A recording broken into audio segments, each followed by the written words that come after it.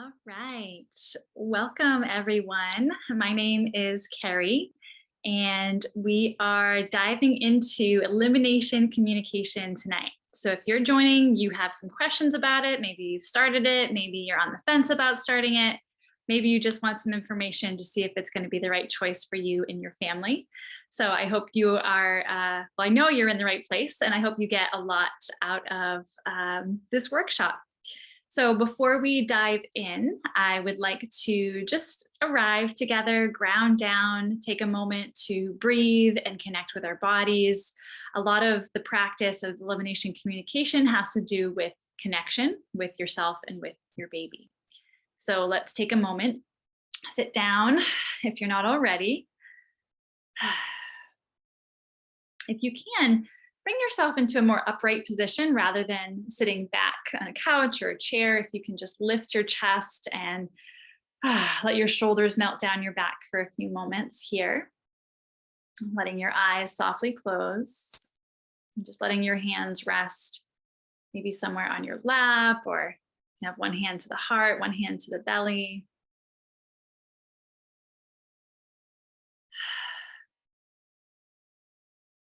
Take a nice deep breath into your nose. And exhale or sigh it out of your mouth. Do that one more time.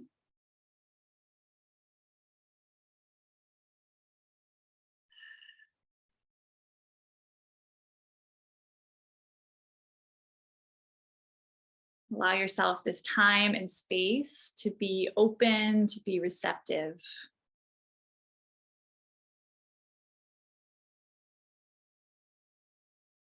To listen to the voices within yourself, your intuition.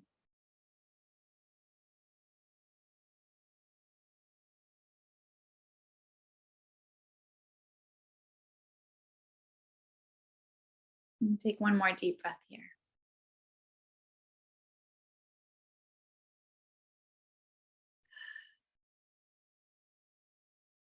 Release your hands down, blink your eyes open,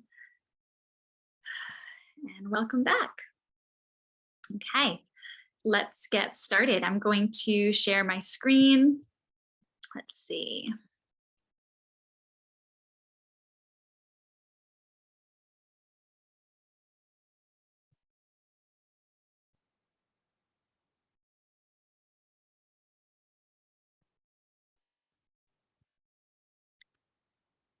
Okay.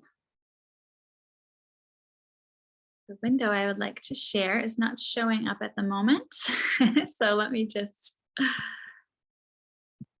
try to get back here for a second. Gotta love the age of technology that we are in. Okay, I'm back. Sharing. So I created a Canva presentation rather than doing it on another platform. So we're going to present here.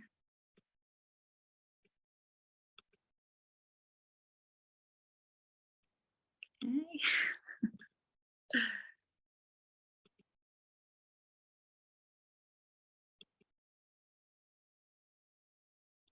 Waiting.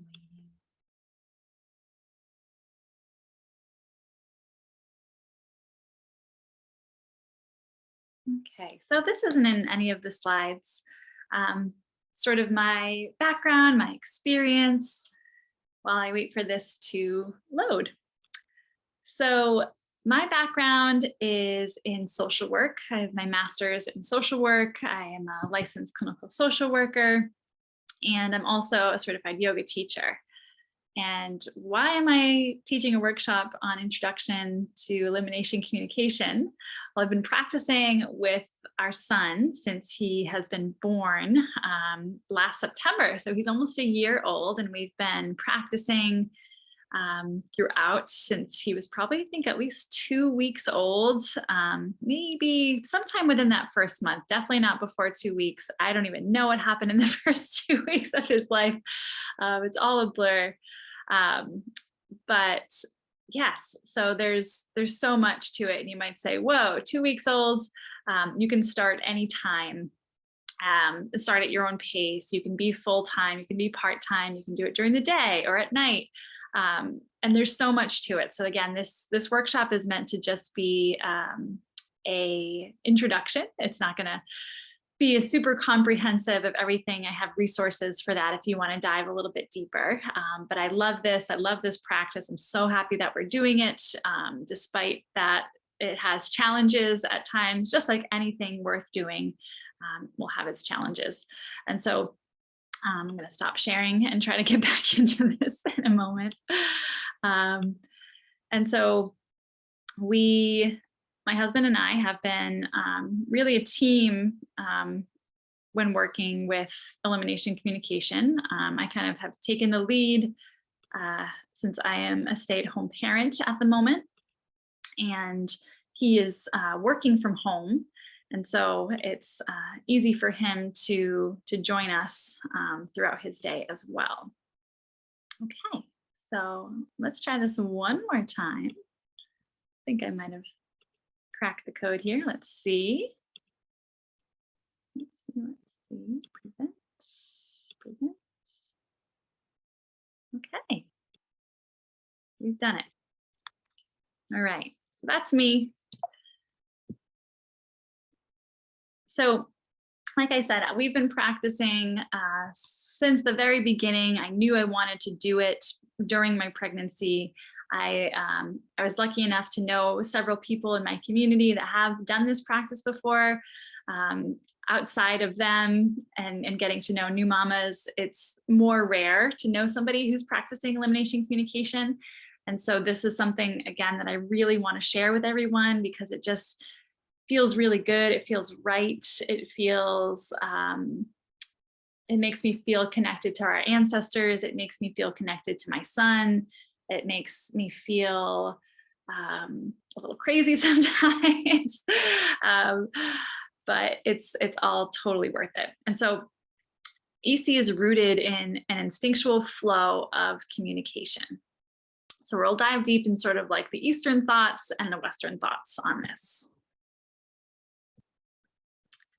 So diapering and potty training in the East here in our culture. Oh, I have my East and West backwards. I'm going to have to edit that. I was like, wait a second, we're not in the East. We're in the West. So I'll have to go back and fix that. But here in the West, we've abandoned age-old practices and have fallen to capitalism, consumerism, convenience. I have this other window up that I can't access right now. I'm not the most technology savvy person. Maybe somebody else could see it if they were presenting the way that I am today. But I pulled up just a few statistics about how much trash and money we're spending on disposable diapers. And there are so many other solutions. EC is one of them. Cloth diapering is another one. But if you're not a super crunchy person and you're like, I need the convenience, that's totally okay. But just know that you'll save a ton of money too by switching to different ways of diapering your child. And so we've been told to wait. We've been told to wait by pediatricians, by parenting experts, by so many people to wait to potty train our child during a time when they are experiencing a greater sense of independence and self-identity, right? Wearing a diaper, soiling the diaper is part of who they are. And so at an age between 2, 3, sometimes even up to 4, if it's really challenging for a kiddo, it's that time in their life where it's like, I've been doing this for my whole life, and now you want me to change this while I'm moving and I'm exploring everything and I'm figuring out what my boundaries are. It's something that has never been fully backed by research, although in one of the books that I read, which is in the resource page, I do recall reading about the doctor, it was a male doctor, who really put potty training on the back burner and kind of pushed it to that age. And from what I read as well, he was paid by none other than who? Diaper companies. So when we do our digging, we do our due diligence and our research, there are really disappointing things like that we find out. So that was really disappointing for me, right? There's no research on like why we have to wait until a child is that age. Yes, they can start to communicate verbally at that age a little bit better than from when they're 0 to 1 or even 1 to 2. However, it's also to assume that your baby's not communicating with you at all, and they are. And you know they are, and you're communicating with them every single day, back and forth. It's not verbal at this time, but we'll dive into like, how do we know our baby has to go to the bathroom? We'll get into that in a moment. So our babies communicate with us constantly, and they need that from us. And so again, we've trained our babies to pee and poo in their diapers for years, and then we're asking them to do the opposite. And so when people who are not really familiar with EC or really maybe not interested in learning more about it, they think that I'm going through a lot of work and it's more work than worth it. But no matter at what age you're potty training your child, it's going to be a lot of work, and it's going to take consistency across the board. And no matter what, it's going to be worth it. You know, before having a child, I've always worked with children. I worked in early intervention. And I was one of those people that was had a dog. And I was like, yeah, if, you know, I would always compare, like, if a dog can do it, a baby can. Obviously, that's not true. That was a really weird train of thought that I had, or just comparison or whatever. But there were some examples that I felt like, yeah, this makes sense, comparing a dog to a baby. It doesn't. But I did think, you know, if you get a puppy, you don't wait until they're a little bit older to potty train them, and you know, have them use pee pads for the first year or two of their life, and then expect them to start going outside. So that's just maybe one little comparison that might that might make a little bit of sense, you know, for people who are trying to wrap their heads around early potty training. Okay. So diapering around the world. Okay, this is a quote from Andrea Olson from the book Go Diaper Free. With community that is steeped in tradition, like Indigenous peoples are, the learning of generations of wisdom happens by living in it. No one needs to learn a technique or read a parenting book. How much easier would it be if we didn't have to wrap our Western brains around it? What if it was just in our nature, like it was for all of our ancient ancestors? Right, so practices designed throughout evolution to nurture and protect our vulnerable babies and ensure their optimal development have been abandoned. They've been undermined or completely reversed, right? So baby wearing, connection, cueing, co-sleeping, breastfeeding for more than 6 months, being potty trained sometimes before 6 months, right? All of these things, never leaving a baby alone, responding promptly to cries or distress, right? So there are so many ways of approaching parenting, as many ways as there are cultures.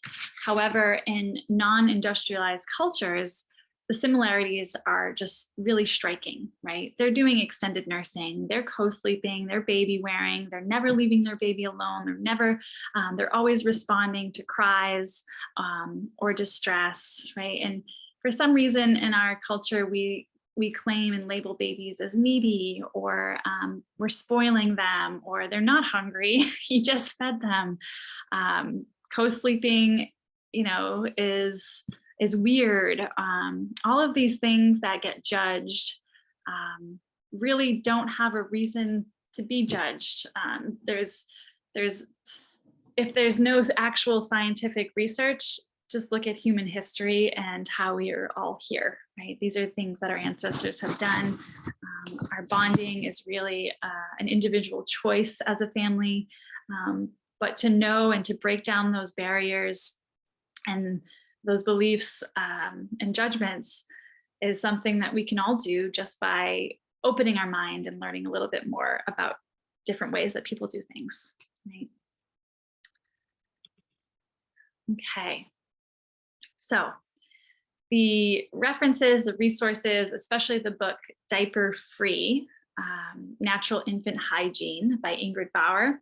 That book I completely recommend, especially diving deeper into the philosophy of EC, of early potty training, of going diaper free, all of these things that we can call it. That book really dives deeper into these thoughts and ideas. So I totally encourage you to check that one out. Okay. All right. And so now we're here and we're wondering, where do we start? So depending on the age, you might start in a different place, right? I got two questions. Where do I start with a 3-month-old? Where do I start with a 7.5-month-old?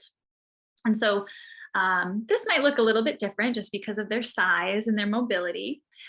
However, observation with diaper free time is going to be where we all get started, right? For us, I didn't do a lot of nursing while on the potty, which is something I guess just I didn't think of it. It was so early, those postpartum days. I do have friends that have been nursing their baby or feeding their baby, and there's this sweet little potty called the top hat potty right below them to catch all the pees and poos as they're nursing, as they're sleeping, having that contact time with mama.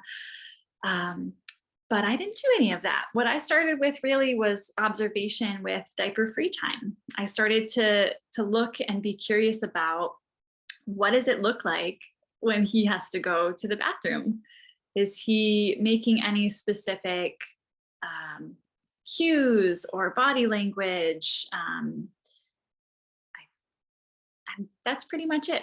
Just observing your baby in a nice warm place, a space where you, if they're non-mobile, especially if you can put down like a Chuck's pad or a water absorbent pad so you can take some information down. We'll get into the timing as well, where there's going to be some specific things and data that you want to jot down when you're doing this observation time. But it's just being diaper free and starting to observe your baby and all the cues that surround when they're going to the bathroom. Yes, so timing and elimination patterns. So natural timing is the natural timing of your baby's need to release themselves to the bathroom, to go pee or to go poop. And this can happen where we're sort of starting to understand natural timing after feeding and after waking from sleep. And so after feeding is kind of the first one that we want to start to become aware of. And so say you feed your baby a bottle or they start eating solids, and over 2 or 3 days, you just start to notice and jot down through some diaper free time, maybe after they have eaten, and you start to jot down what their natural timing is. And you might start to pick up some consistency. Maybe they're a 15-minute peer, maybe they're a half-hour peer, maybe it's more, maybe it's less, maybe there's no pattern. So this is all just things that we start to look into when we're observing our baby. I'm just trying to move my my camera a bit here because the lighting is funky, the sun is setting. And so that's our natural timing that we want to start to look into. And then the second one is called potty-tunities, opportunities to have your child use the potty. And so this is, for us in our household, what it looks like is immediately upon waking, we sit our son down on the potty. We started with a top hat potty, which was really small, with a little lid and a nice cozy soft ring around it so it wasn't hard or cold. And then we graduated to a baby Bjorn potty, which is something that he can sit on. His legs, his feet never hit the floor. Now they do because he's so big. And we also bought one of those potty seat inserts for the big toilet, which we use a little bit more often now because it's easier for it to just go right into the toilet and we don't have to do any dumping or cleaning of his little potty. And so right upon waking. And then the other rule of thumb, which I thought was just kind of easy to remember, was maybe sometimes before, if it makes sense for you, but always after bringing your baby out of something, out of the carrier, out of the car seat, out of the stroller. That is just a great time to offer the potty, and also at every diaper change, right? We were doing diaper changes consistently. And that way as well, we were sure to get some sort of catch at some point where we could start to cue and practice with Callan, my son, to know that he was going. So we would use sounds, and eventually, well, we would use words as well. We would sounds, words, and sign language as well. So that's the timing and elimination patterns. Again, your natural timing is when your baby needs to go based on their feeding and their waking. And then all those potty opportunities that you get to practice, because when you do get a catch and you start to make that connection with them, it's really exciting and it makes you feel really good. Something that I think I can just slide into this space right here after saying that too is it's really easy to get discouraged with this practice, right? But at the same time, if you just constantly remember that babies always have gone in diapers and it's okay if they go in a diaper, then release some of that stress on you. I'm still practicing this. We've been doing it for almost a year. There are times where I'm like, I should have known that, I should have done that, or whatever. And that comes into, I think, on our next slide here is our intuition. Our intuition is huge in this. And when we start to second guess, that's when we're like, shoot, I knew it, or I should have, or, we start to listen to that voice a little bit deeper, and it strengthens our ability to stay connected and in the moment with our baby as they're learning and as we're learning too. So there's signals. I kind of touched upon this already. There's signals, their body language. I was actually laughing right before I hopped on here because I missed a poop and then there was pee on the floor. So what happened was I've been kind of noticing like, he hasn't gone pooped yet today. It's a couple farts, right? It used to be farts were like the telltale sign. He would go immediately right after a fart if I put him in the potty. And then that started to change as he started to eat food because babies can just have gas as well, and they don't have to go poop every single time they fart. And so as he's been getting more mobile, his cues are changing. He's busier. I might be doing something and I'm not paying full attention, so I miss it. However, today I was paying really close attention, kind of waiting for that poop. I was in the kitchen doing something. I looked behind me. I heard a little grunt. I heard his face. I saw his body language. I knew he was going poop, and it was okay because we were still communicating about it in the moment, right? How many of us, if you have an infant already, you're likely to know when they're going poop or when they're about to go poop, right? You know your baby, you know the faces that they make and the sounds and all of that. And so in that instance, what we did instead of catching it on the potty was I used, this is the sign. I'm honestly not completely positive. I feel like somebody showed me this once. This is potty, moving your hand like this. I could have gotten it wrong that day, but this is a sign that we use for potty. And we use some sounds to back it up. So when he's going pee, we go psst and show him the sign. We'll say potty, psst. If he's going poop, we might do a little grunt. And then this is the sign for poop. So we try to use that one as well. And now that he's getting older and has started to say things like apple and uh-oh, apple sounds like apple. It's not a full apple yet. But he's starting to pick up some language. So we're going to start changing our prompts soon so that he can start telling us, Mama, I have to pee, or Mama, I have to poop, or Mama, potty, all of these things. So we want to give him some more language on how he can communicate with us. But for now, he really hasn't shown any interest in signing back to us. He understands a lot of signs that we use with him, but he hasn't shown any interest in signing them back yet. So that's cueing for your baby. That's your intuition. That's your baby's signals and body language. What else am I missing? So you might at the beginning also, right, we've been really focused on catching the poos because they were so much more obvious, right? Babies are peeing all day long. So we're catching like maybe 50% of the pees if we're lucky. The poos are like way, again, like I said, way easier because there's more of a telltale sign. So much observation time. I was watching him pee and I was like, he doesn't know that he's peeing right now. As he's getting older though, and he is either with a diaper on or if he's diaper free, he kind of looks down there, puts his hand down there, and knows that he's peeing now. So we just are starting to really form those neural connections for him. And so you might not catch them all. You're not going to catch them all, and it's okay. You might start with just the pees. You might start with just the poos. Your success and the order of it varies. I know several people who have had more success with catching the poops first, and then the pees. Oh, there's another kind of sidebar story.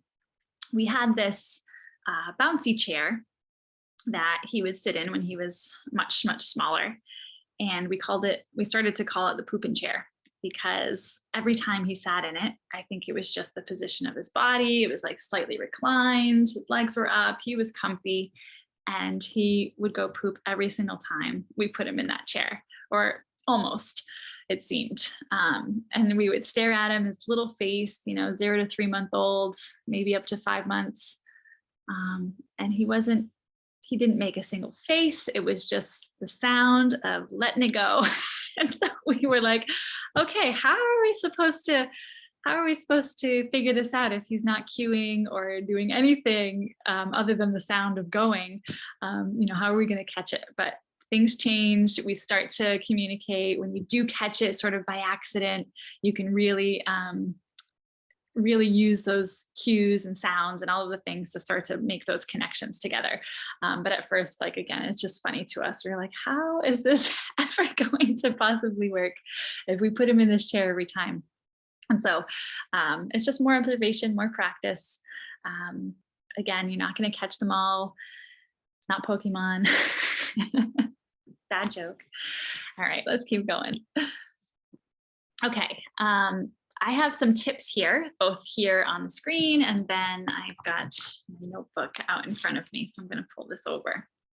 So some tips here, starting early if you can, right? If you're catching this while you're pregnant, amazing. If your baby's still young, amazing. If your baby's 7.5 months, amazing.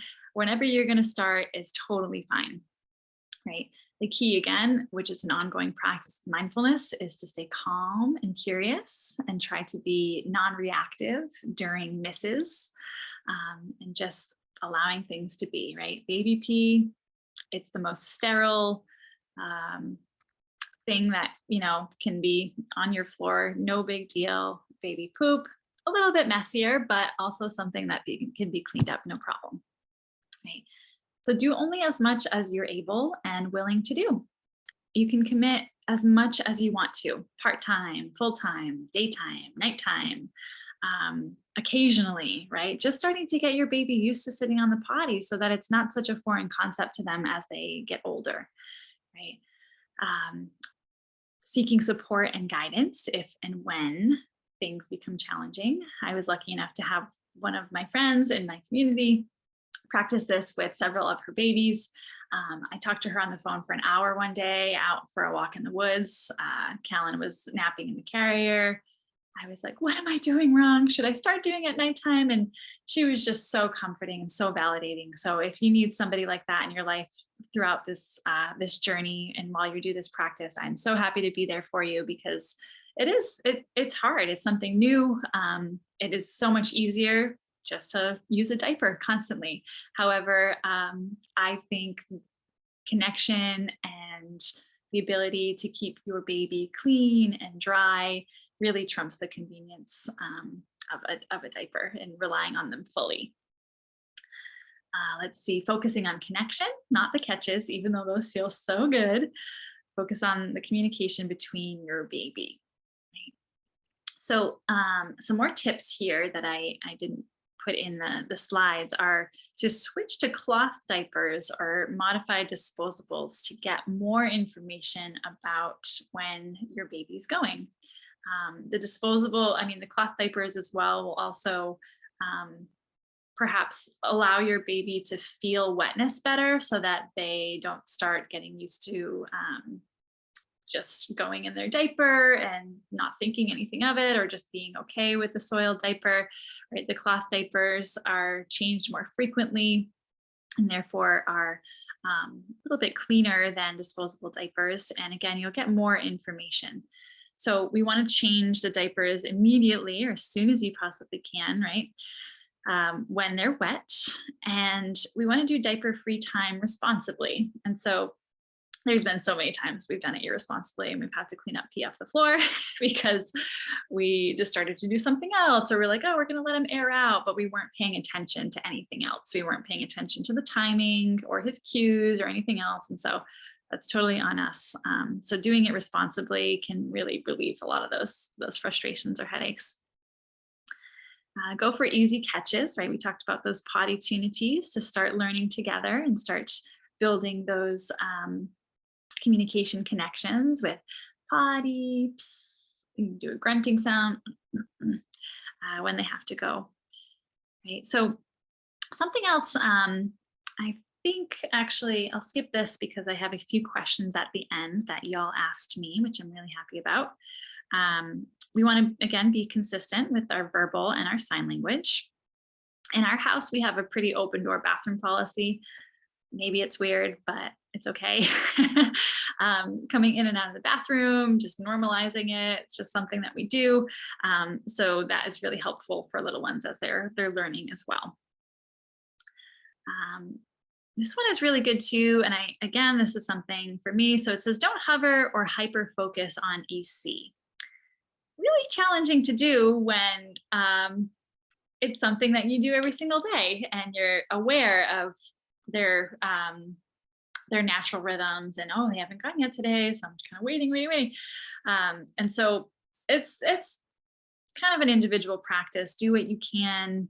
If you notice yourself getting stressed about it, take a step away, tell yourself it's okay if I miss the next one, and you're going to feel so much better. Really, it's all this pressure that we put on ourselves, especially as new moms or moms of new babies, right? All this pressure we put on ourselves.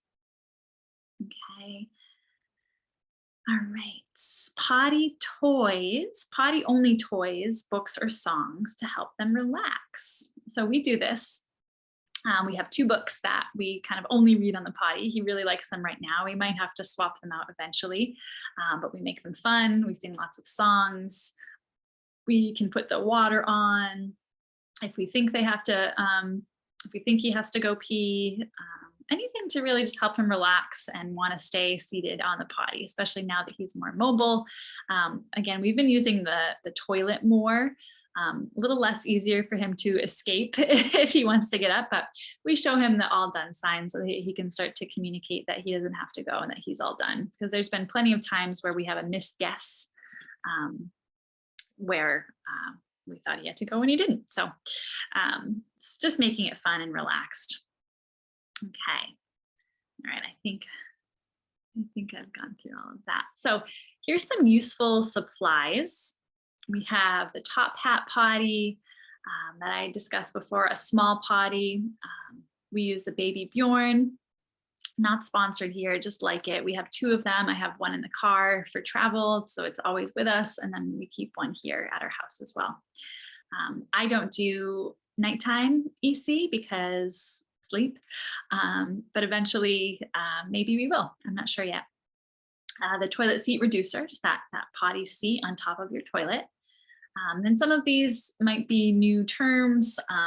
This is kind of getting into like the cloth diaper world. So there's pre-folds, diaper belts, cloth diapers, chucks pads, wool pads. Also definitely having mattress liners for your own bed if you plan to do co-sleeping or having your baby in your bed at any time. A mattress liner is great. We invested in a really nice organic mattress for our wedding, and so immediately got a cover for that because we didn't want it to get ruined. Then tiny underwear for when your baby's ready for that step. Baby t-shirts, because onesies with snaps at the bottom are really challenging to get to their potty, their diaper quickly when you need to. Elastic top pants, again, are much easier than any buttons or anything you got to work out. Long socks, leg warmers, and split crotch pants. Well, I haven't seen any split crotch pants myself in my journeys. I do own a few pairs of baby leg warmers, and I have that on the resource page of where you can purchase those, or you can make them yourself too. Okay, here's some resources. It's 2 books that were kind of pivotal in my learning and understanding. Has every single tip you could have imaginable. I reference the Go Diaper Free book by Andrea Olson all the time, right? It feels like we were doing really well, catching lots of poops, and then things started to change. So I went back to the book and started to learn more, and started to figure out what can I do differently. She also has the Go Diaper Free podcast, and then this Diaper Free Natural Infant Hygiene by Ingrid Bauer. That's the one I referenced in the beginning. So much more about philosophy, gentle parenting, really beautiful, beautiful book. I totally recommend that. This next book I did not read, but it is referenced in the Go Diaper Free book, and it is The Continuum Concept by Jean Laidloff. Bambinoland.com, leg warmers, that's where I got mine. And then this last link is for somebody who asked a question about cloth diapers. This has been like the best resource for cloth diapers that I found. So much information. You can purchase diapers right off their site. It's greenmountaindiapers.com. And then you're going to do all these slashes for the specific information of like how to get started with cloth diapers if you're a new mom. This resource, this website was recommended to me by my home birth midwives, and it really has changed everything. Okay, so these are some of your questions. I think I've answered a few of them already. How do I start EC with a 7.5-month-old? Where to start with a 3-month-old? So these things are going to be, again, a little different. If you can do observation time responsibly, that's where you're going to want to start with both of them. And then for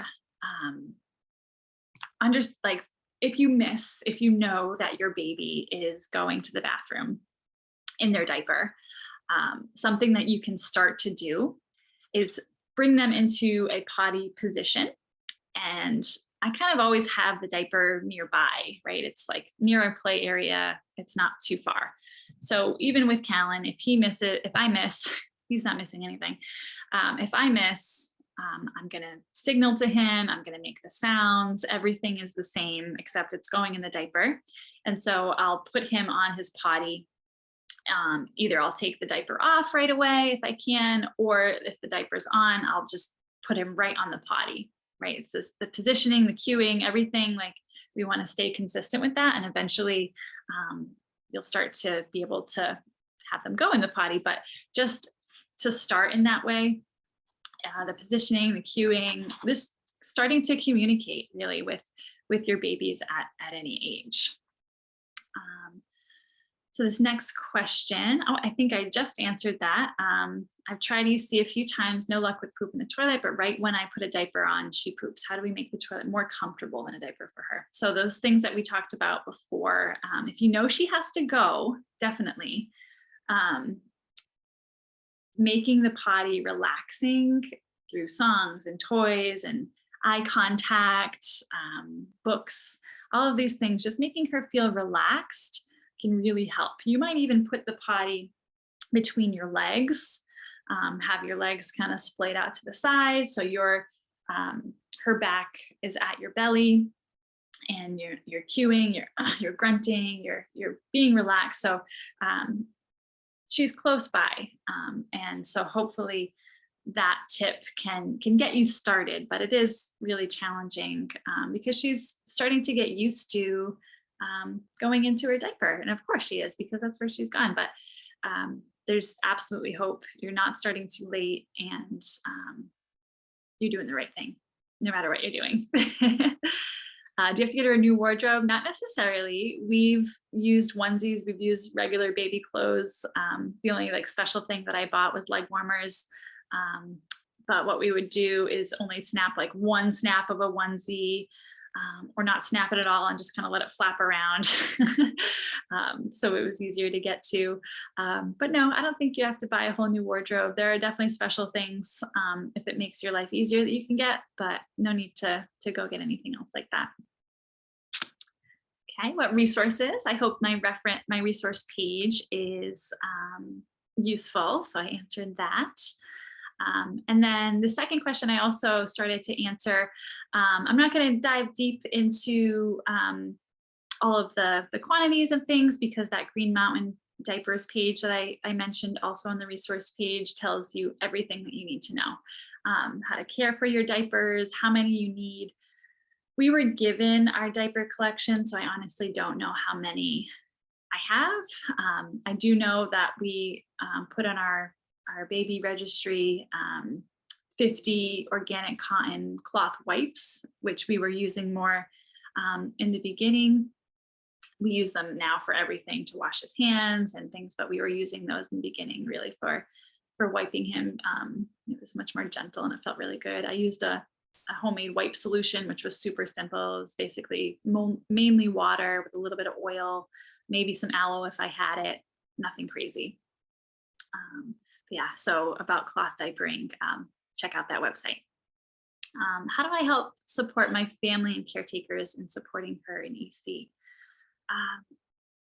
Conversation, same thing this whole workshop is about, is communication, and they'll start to learn her cues maybe differently. If you can give them some pointers and some ideas, some timing tips, all of this information is going to be useful for anybody who is watching your child. I think personally, mamas and dads, or the main caregivers, are going to have the deepest connection with their baby. And so it might be challenging, but if they're just continuing what you're doing, it's just going to strengthen that bond and that idea for them of like, oh, pee and poop go in the potty. And they will eventually. But I think it's great to have everybody on board. When I have my mom or my mother-in-law or my sisters, literally anybody watch Callan, they know what to do. They know that he needs to sit on the potty, especially after some farts, because we still try, even after knowing that not every fart is a poop, but we still have him sit because sometimes it is. So yeah, getting everybody on board is a really great idea to support this journey. All right. So thank you so much for joining and for wanting to learn more about this practice. I love it. I hope you start to love it. I hope you talk about it and you normalize it, because dirty diapers are no fun for anybody. And if we can reduce them for our families and for the earth, that would be amazing. So stay connected with me, Carrie at theyogahouse.love.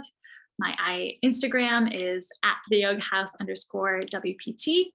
On Facebook, I'm The Yoga House Westport, and my website is www.theyogahouse.love.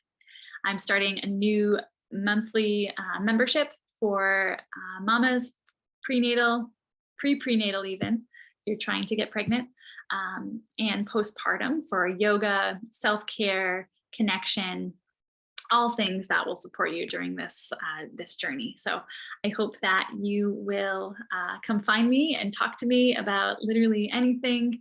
I'm going to stop sharing this screen. And let's see, little lag here. Okay. And so I will see you very soon. I hope you have a great day and stay connected. Bye.